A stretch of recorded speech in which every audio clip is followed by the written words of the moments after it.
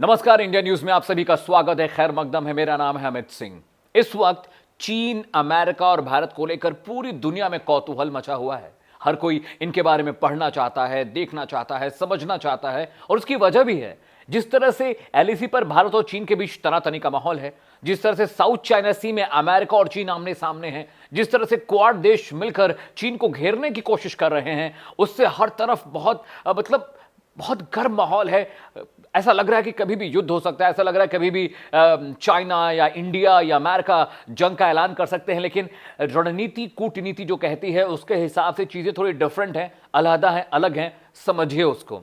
इस वक्त देश के रक्षा मंत्री श्री राजनाथ सिंह रशिया में हैं और वहां पे कई सारी बैठकों का दौर चल रहा है। उस बैठक के बीच एक खबर यह आई कि चीन के रक्षा मंत्री ने इस बात की पेशकश की है कि वो देश के रक्षा मंत्री यानी इंडिया के रक्षा मंत्री राजनाथ सिंह से मुलाकात करना चाहते हैं। ये मुलाकात हुई भी और इस मुलाकात में कई सारी बातें निकल के आई जो आपको जानना बेहद जरूरी है। जैसे राजनाथ सिंह ने साफ कर दिया कि चीन से तभी बात हो पाएगी जब चीन एलएसी पर तनाव कम करेगा, अपनी सेनाओं को पीछे ले जाएगा, यथास्थिति बहाल होनी चाहिए, तभी अमेरिका की मध्यस्थता में भारत और चाइना बात करने के लिए तैयार होंगे। लेकिन चीन ने भी दो टूक कह दिया है कि भाई हम आपकी सेना में, हमने आपकी एलएसी पे और सीमा पे हम किसी तरह की हमने घुसपैठ नहीं की है। हम अपनी जगह पे हैं और तयशुदा जो अग्रीमेंट है एलएसी को लेकर, जो हमारी संधि है, उस संधि के हिसाब से चाइना बिल्कुल अपनी जगह सही है। लेकिन असल बात दुनिया जानती है और चाइना पे एक हिंदी की बड़ी फेमस कहावत है, वो ये है कि मुंह में राम और बगल में छुरी। यानी चाइना सामने से बहुत अच्छा बनता है, शांति की बात करता है, युद्ध विराम की बात करता है, डीएस्केलेशन की बात करता है, लेकिन मौका पाते ही वो भारत की पीठ में खंजर और छुरा भोंकने से नहीं चूकता। इसका एग्जाम्पल मैं आपको दूं कि 28, 29, 30 अगस्त ये चार ऐसी रातें थी जब चाइना ने पूरी कोशिश की कि वो एलएसी पे भारतीय सेना को पीछे ढकेल के उन इलाकों में कब्जा करे जो अब तक इंडिया के हाथ में है। लेकिन ऐसा हमेशा होता नहीं। अब देखिए अंतर्राष्ट्रीय परिदृश्य पर किस तरह से कूटनीति, रणनीति और राजनीति बदल रही है, इस बात को समझिएगा। अभी कुछ दिन पहले अमेरिका, चीन और रशिया में एक डील हुई थी जिसके तहत S-400 एक एयर डिफेंस सिस्टम है जो रशिया चीन को देने वाला था। लेकिन जैसे ही चीन की तनातनी भारत के साथ बढ़ी, रशिया ने सीधे चाइना को मना कर दिया कि भाई अभी आपको ये एयर डिफेंस सिस्टम हम सप्लाई नहीं करना चाहते हैं। इसके अलावा पाकिस्तान से भी लगातार इंडिया की खींचतान मची रहती है। तो रशिया ने पाकिस्तान से भी कहा है कि भैया ऐसा है कि जो हथियारों की सप्लाई हम आपको करते आए हैं उसमें जरा देरी हो सकती है। अब इसके पीछे की कूटनीति और अंतर्राष्ट्रीय पटल पर जो खींचतान मची उसे समझने की कोशिश करिएगा। देखिए रशिया ये बात अच्छी तरह से जानता है कि चाइना ने किसी के साथ अपनी दोस्ती ठीक तरीके से नहीं निभाई है।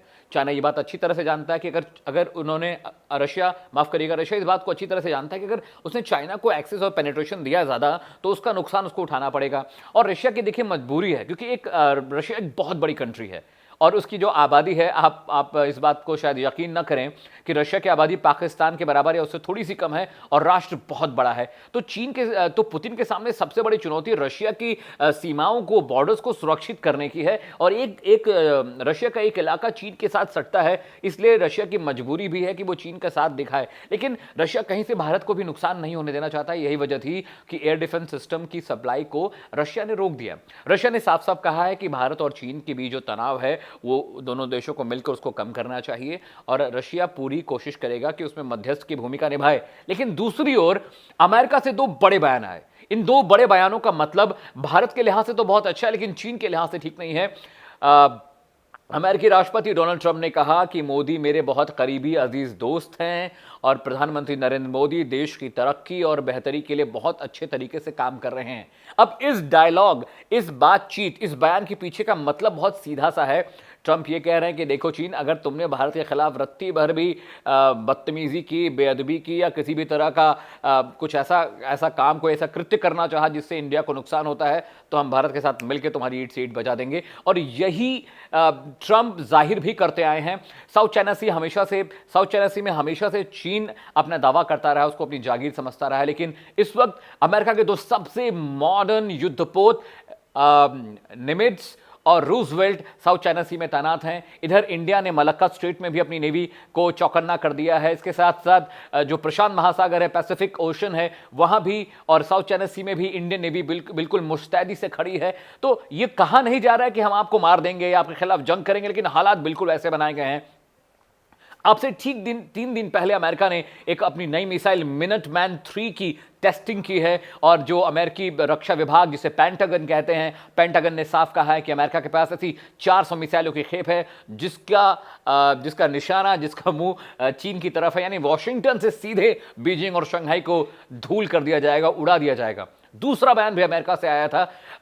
डेमोक्रेटिक पार्टी के जो प्रेसिडेंशियल उम्मीदवार हैं जो बाइडेन, जो इस साल इलेक्शन में राष्ट्रपति पद के लिए दावेदार होंगे डेमोक्रेट्स की तरफ से, तो उन्होंने भी कहा है कि अगर हमारी सरकार बनती है तो तिब्बत को लेकर चाइना का जो मूव है वो हमें बिल्कुल नागवार लगता है, हम उससे बेहद खफा हैं और अगर हमारी सरकार बनी तो हम भारत के साथ खड़े होंगे और चीनी अधिकारियों पर प्रतिबंध लगा देंगे। ये दोनों बयान का मतलब यह है कि सरकार किसी की भी रहे, चीन की विस्तारवादी नीति के खिलाफ अमेरिका हमेशा रहेगा। अगर आप पिछले 2 दशकों का इतिहास खंगालें, जब से प्रधानमंत्री नरेंद्र मोदी ने देश की कमान संभाली है, सत्ता संभाली है, आप देखिए बराक ओबामा के साथ भी नरेंद्र मोदी के रिश्ते बहुत अच्छे थे। उसके बाद डोनाल्ड ट्रंप राष्ट्रपति बने, उनके साथ भी नरेंद्र मोदी के रिश्ते बहुत अच्छे हैं। यानी अमेरिका चीन की विस्तारवादी नीति के खिलाफ है, चाहे राष्ट्रपति वहां कोई भी हो। तो इस पूरी राजनीति, इस पूरी कूटनीति को अगर आप देखें तो भारत बिल्कुल मजबूत स्थिति में खड़ा है। उसके साथ अमेरिका है, उसके साथ ऑस्ट्रेलिया है, ब्रिटेन है, फ्रांस है, जर्मनी है,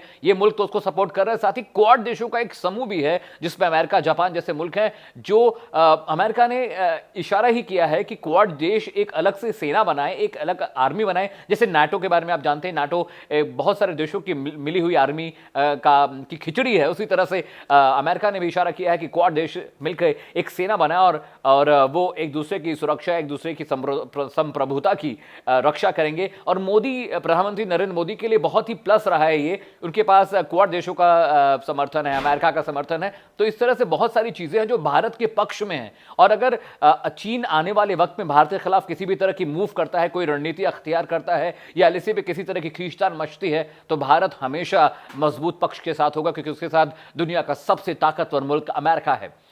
आज मेरे प्राइम टाइम बुलेटिन, चलिए वहां खबर जहां मैं इसी खबर पे बात करने वाला हूं, इसके तमाम एंगल, इसकी बारीकियां, इसके वो तत्व जो आपने किसी अखबार, किसी मैगजीन या किसी वेबसाइट पे नहीं पढ़े हैं, मैं उस पर आपको बताने की कोशिश करूंगा। आज मेरे साथ फिलहाल इतना ही, लेकिन कल फिर से एक नई खबर, एक नए एंगल, एक नए तर्क के साथ आपसे मुलाकात होगी। तब तक के लिए आप देखते रहिए इंडिया न्यूज। नमस्कार।